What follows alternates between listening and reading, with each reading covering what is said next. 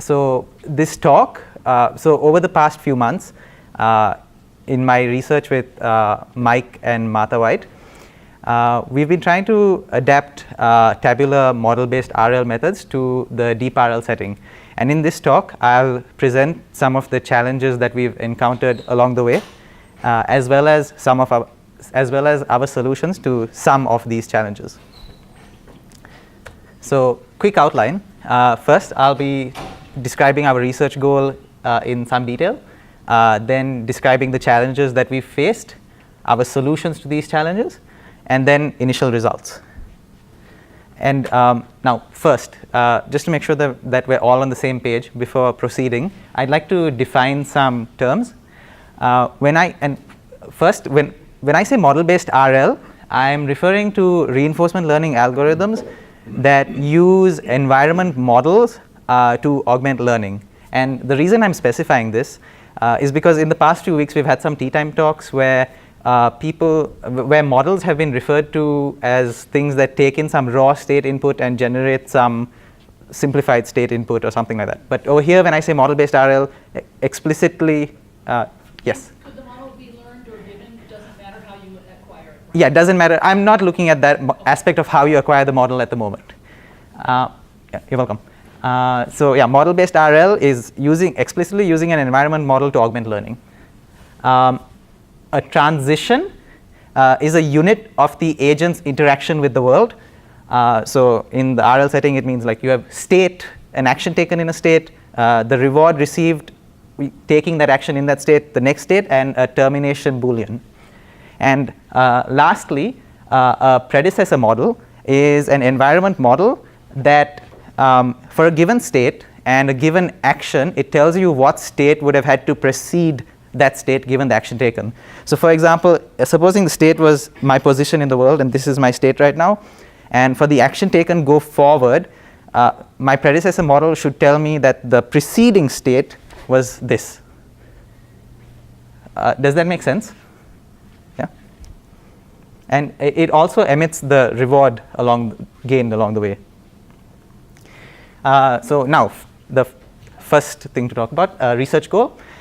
So as you know, modern deep RL model-free methods are known to be somewhat sample inefficient.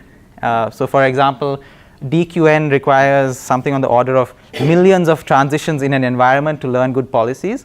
And in some cases, for example, in the Atari game Montezuma's Revenge, even after learning from these millions of transitions of data, it's not able to learn effective policies. So my research has been on trying to improve the sample efficiency of deep RL methods. And one approach to improving the efficiency of deep RL methods is model-based RL, which is what we've been focusing on. And in model-based RL, as you know, in tabular model-based RL, prioritized sweeping is an effective algorithm which, as per Sutton and Bartow, can solve there are problems that can only be solved in a reasonable time by prioritized sweeping. So it's known to be an effective tabular model-based RL algorithm. And so what we've been trying to do is adapt prioritized sweeping to the deep RL context. So we want to develop a prioritized sweeping-esque planner. And in slightly more detail, so this is what we envision happening. So you have an agent walking around in the world, and it suddenly comes across some state with high reward. So that's this one. So it's like there's some high reward here, and the value of this state changes dramatically. So we want to propagate that value information back. We want a wave of propagation to go to the predecessors of this state S. So what we would do is use our predecessor model to generate the predecessors of this state and change their values to reflect that the value of this state has changed. So that's what we envision at a high level. Does that make sense? Yeah. And now, so we've been working on this, and we've encountered, I'm defining two broad categories of challenges in trying to get this to work. And one category, so theme one, is problems that are posed by the fact that any learned environment model, and you would have to learn an environment model in domains such as Atari, any learned environment model is not necessarily perfectly accurate. And so because of that, any value function updates that are done with a state prediction that is not there will be knock-on effects on value functions to state updates that are done with state predictions which are not accurate. So that's theme 1. And theme 2 is deep RL methods have they have features which are key in getting them to work. And we've discovered that these features actually prevent the direct application of tabular model-based RLs to the deep RL setting. And in fact, it is this theme 2, that I will be talking about in detail today. So before going any further, a quick recap of DQN. So that's the update formula for the network weights in DQN. And DQN has two key features that enable it to work.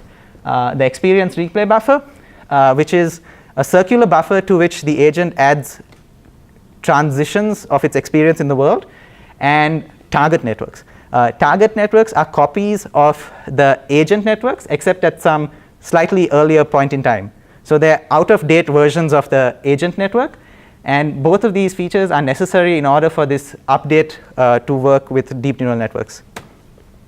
So the experience replay buffer is used to generate a sample of that expectation, and the target networks are used to generate this max over actions of the next state. And so both of these features are necessary to decorrelate decorrelate data fed into your neural network so that the network learns. Because otherwise, if you feed correlated data, there could be, I don't know, catastrophic forgetting or something like that. So does this make sense to everybody? So the DQN algorithm, run around in the world, add transitions to your experience replay buffer, periodically sample a batch of transitions, update the value function, and also periodically copy your agent value function to the target network. So the first problem, the fact that these two things occur with different periods causes a problem for us to try and make a prioritized sweeping type algorithm. And so I'll explain this now in more detail. So suppose that you have an agent that's suppose that the environment is a grid world, and the rewards are 0 on all transitions except upon reaching the goal state, and you have an agent that reaches the goal state as shown. And suppose that the agent samples this particular transition from the experience replay buffer, and in the agent value function, the value of this state is now changed, right? And now suppose that in the next episode, the agent does this transition.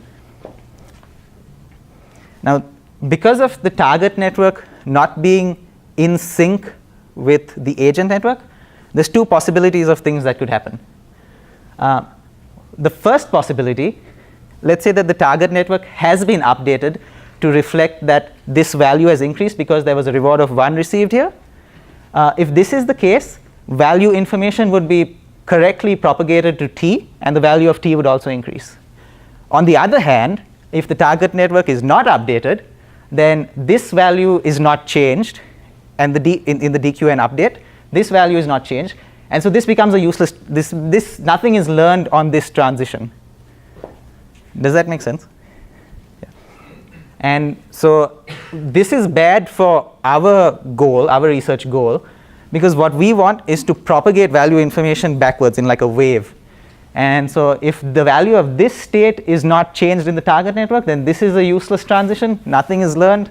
And if you generate any more predecessors back here, nothing will be learned as well. So the entire benefit of what we're trying to do is lost. So we need a solution to this problem, and we're calling the solution n-step predecessor returns. And this is how it works. So back to the old example, say that the agent reaches the goal state from here.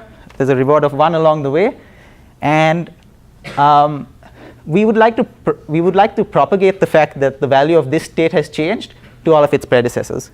So we'd use the predecessor model to generate these states, and we would want to update their values to reflect the fact that the value of this state has changed significantly.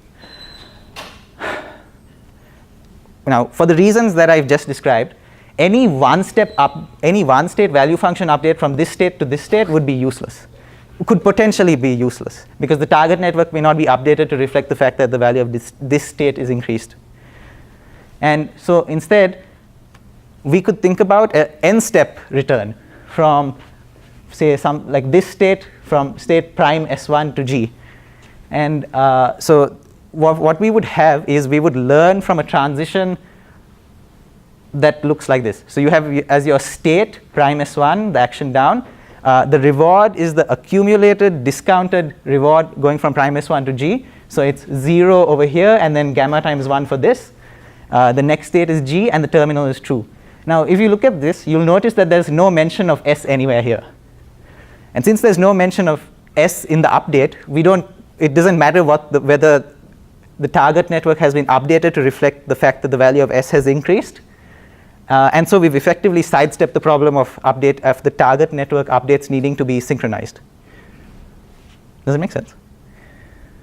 Yeah. So that was problem 1. And solution 1 is to use n-step predecessor returns. And now, so no longer dependent on the target network being up to date. And now we're going to switch gears and talk about something else. So the second problem that we have in adapting model-based RL to the deep RL setting is that with neural networks, you have to initialize the weights randomly. And with random initializations, I mean, since these state values are a function of the weights of the network, these values are also random. So the values of states in the network actually look like something like this. So there's like states with just arbitrarily high values and like low values. And it's all just up to the initialization of the network. And so what happens when you have a situation like this is that suppose that there's this transition from S to S prime. This is a high value state, and so the value of this state will have changed significantly. And we would like to, because what we're trying to do is propagate changes in value, we would generate n-step predecessor returns going into this state, right? We would like to propagate the information, the fact that state value has changed. But all of these returns are not real. They don't reflect underlying truth in the environment because, as I said before, the rewards are 0 everywhere. And so what's happening is that your planner is propagating a lot of spurious information, and your agent is learning from this information. And so what happens is that the policy changes sufficiently to a point that the agent, it affects exploration so much that the agent actually, it's almost impossible for the agent to get to the real goal and get the real reward.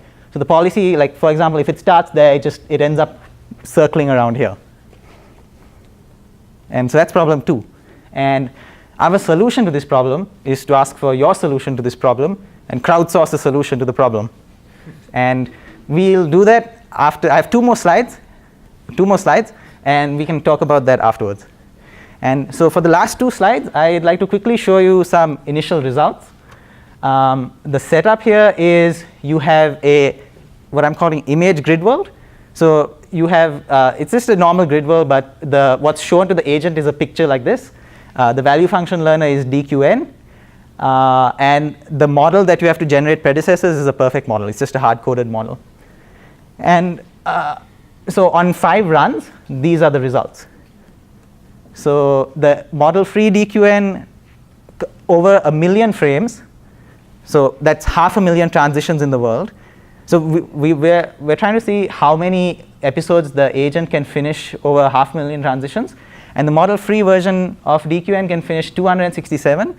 And this, with the model, it does much better. It does about 20,000. So the model seems to help in propagating value information.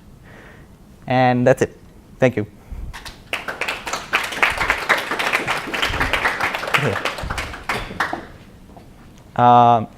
Matt. So before we talk squares, I have a question about the environment that you were using. Yeah. So there's no state. I'm confused about the images you're showing. What are the dynamics of the environment? I'm not. Yeah, I should have mentioned that. Sorry. So there's reward 0 on all transitions except to the goal. Okay. The discount is 0.99. And so the agent sees a picture like this, an image like this, and then when it takes an action, this little square moves. So if it takes the action, go down several times, the square would move from there to there. Okay, and so you're not doing any like state aliasing, right? So if you have an image with just a white pixel. Sorry, I don't know what I did. That looks very different from the other states, right?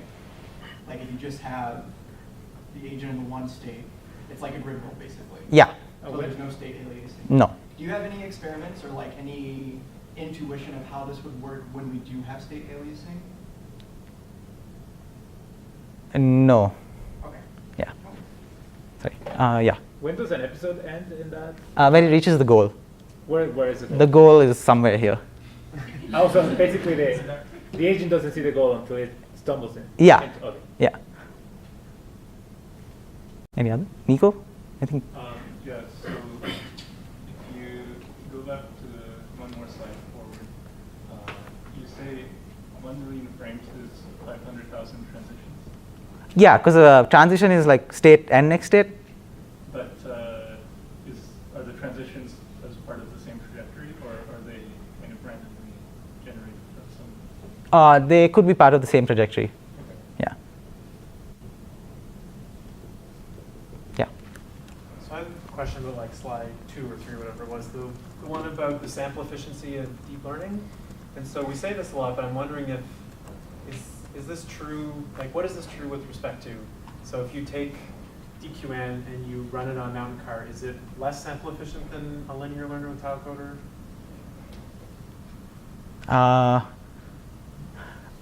So the only thing I know about this is that I have heard that DQN is unable to learn mountain car, whereas a linear learner, I think it can learn mountain car.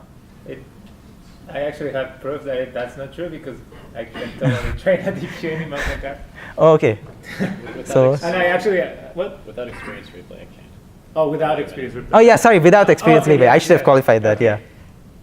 So another way to compare it is like, I'm going to mess up the name and Mike's sitting back there, the blob, cross, whatever those features are called. You did a good job. How sample efficient is that compared to DQN, for instance? I'm wondering if this is specifically about deep learning methods or just RL methods are sample efficient, at least the ones we have now. I see. I couldn't say. I've not done any experiments. If anyone has a comment, I'm interested. I think it's about the same. Blob cross, getting about the same numbers. Yeah. So with your n-step returns for the predecessor model, if you have an n-step return, and the end of that n-step return is a state that has not been updated or has been updated since you last updated the target. Yeah. Number, you're going to have the same problem as you do originally, right? Where the value that you're propagating is old. I see what you're saying. Well, the thing is, in this case,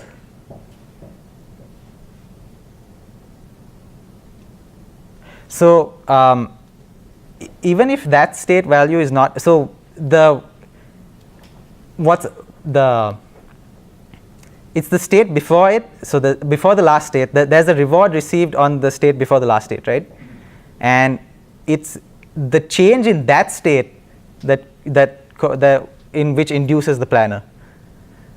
So it doesn't really matter if the last state value is changed or is updated or not. We're not really using that in our planning. So the last component of the n-step reward is not being constructed? It is. But what we're saying is, oh, there's like this state value changed a lot, and so generate returns going into that pass by this state. Oh, I see. Thanks. Yeah. Okay. If G's value is, like, let's imagine G's not a goal statement. It's just, let's suppose G's value state just changed, possibly because there's some transition out of G maybe to the right that got it, saw some value. then the idea would be then generate the predecessors of G, which would generate S, and you have a predecessor that would walk right past G to the thing that caused me to. Right. So that would be the hope of how that would be dealt with, I think. Yeah. Yeah. How big does M need to be to actually get much mileage out of this technique? Like I would imagine it would depend on the environment. Like, do you play with like the N parameter? So in here, well, firstly, you're right. Yeah, it does depend on the n, and in this case, for these experiments, since we have a perfect model, you can just let n be as large as you want. But yeah, you're right. Like if n is not, the benefit is reduced the smaller the n. Yeah.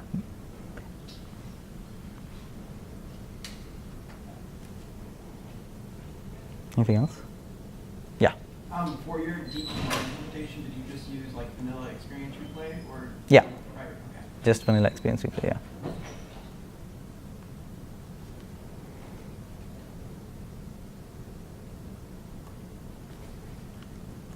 We could do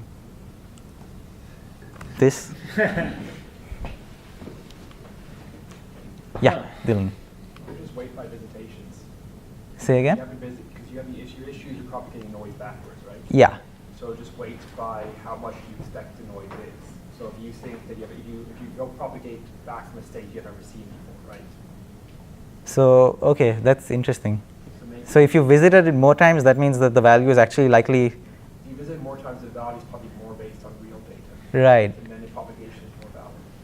And you can do the same thing with some sort of temporal decay, where you update by like a portion of the delta of the values, and that portion is related to some geometric function of the actual time, the actual computation counts. How do we do Time that? passed. Sorry. How do we do that in domains where you don't have a table to count states? Yeah, so then I would say you could actually approximate this heuristically by having some time threshold for a number of steps that have to elapse before you start propagating backwards. And it would depend on your exploration strategy. Oh, function approximation, we never see the same stuff. You can also Yeah, use. so like I'm technically saying you could actually you could instead just wait, a million steps to pass and then start doing it, right? And then start propagating things if you wanted to. I mean, you can also use like You zero. can burn it. Yeah, pretty much. You can also use like zero count for exploration or any of these methods that try to approximate the number of times that you have visited a state. But it's still a proxy of like what to do really. Well, what you fundamentally want to do, the entire problem is just that you have noise and that Yeah. propagating backwards, right? And the noise is distinctly a function of how often you visited that state. Hmm. It's a bit messier of control, but it's not entirely a function of that. If you were doing only prediction, then I think zero counts or some sort of count system would be optimal. Close to optimal. Exactly what you want. Yeah, Nico. Actually, can you explain why the initialization of the neural network has to be random? I think if it's all zeros, the gradients are going to be zero going out. So yeah, the gradients are going to be zero. If they're all the same, then all the updates are the same, I think, to all the weights. Okay. So I think, yeah, Eric. I read a paper in 2016 called "All You Need Is a Good Init." And, All you need is, sorry? It's basically about initializing neural networks in a different way than randomized. So it's some technique called layer sequential unit variance initialization. And essentially they were able to show that does a really good job of initializing the network, but it doesn't have randomness in the initial weights. So I'll send you that paper. Thank you. I think that's the savior initially. Yeah.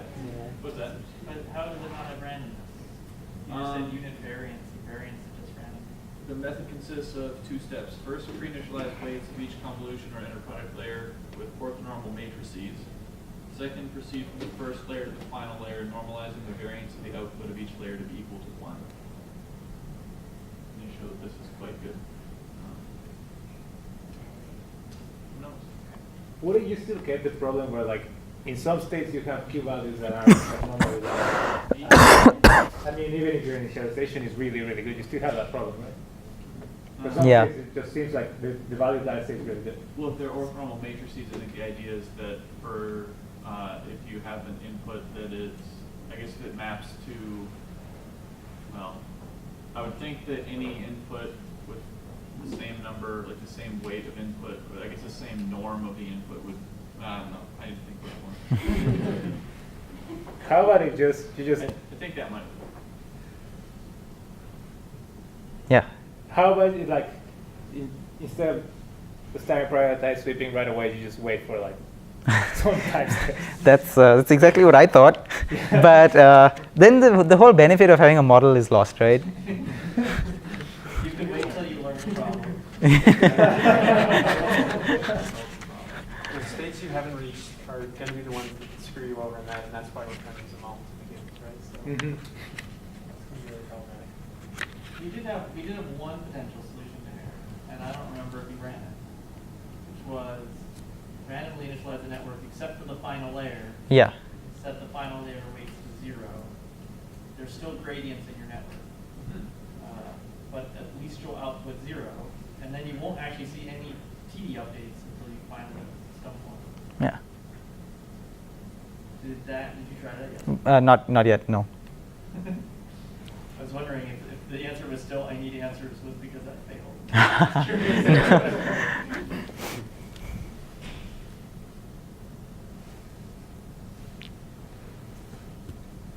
I mean, the problem is exacerbated if you have like a huge difference between the states, right? Yeah. So what about just initializing the network in such a way so that you have almost no difference between all the states? That assumes you know, you don't assume there's some sort of structure to the states you should know, right? True. Like Well- the grid roll is perfect. Yeah, and I mean, it's the relative difference in state values, not absolute. So even if the relative difference is really small, the planner will be like, oh, value, and it'll generate predecessors to that state.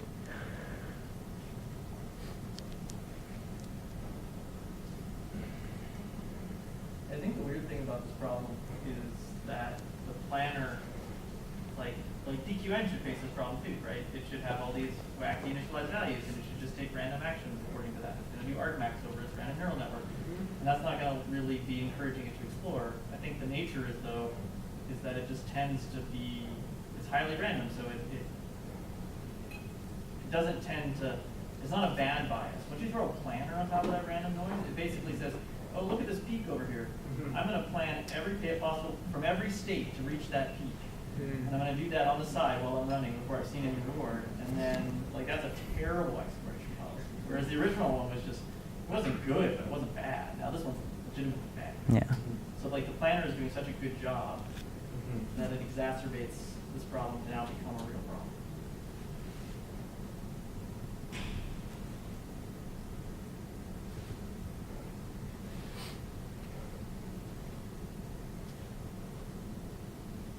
Just assume deterministic transitions. Say again? If you assume deterministic transitions, you can just quite simply weight by a delta to their own values, right? Because the delta should be low if there is not a lot of variance in the actual noise in deterministic transitions, right? Yeah. So that pretty much solves it if it's deterministic. So just to clarify, you're saying that if the transitions are if the environment is deterministic, Yeah. the TD error is low. The environment's deterministic. You would expect that if you go from a state that's very low value to a very high value state, and you predicted that its action would take you to the high value state, then that's then obviously the high value state, either that value hasn't been propagated backwards correctly, or it's purely noise, right?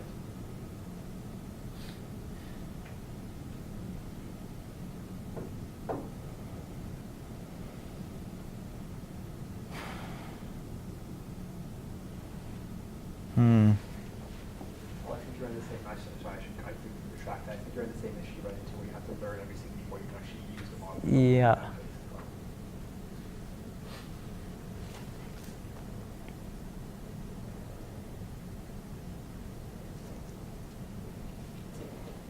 We're done.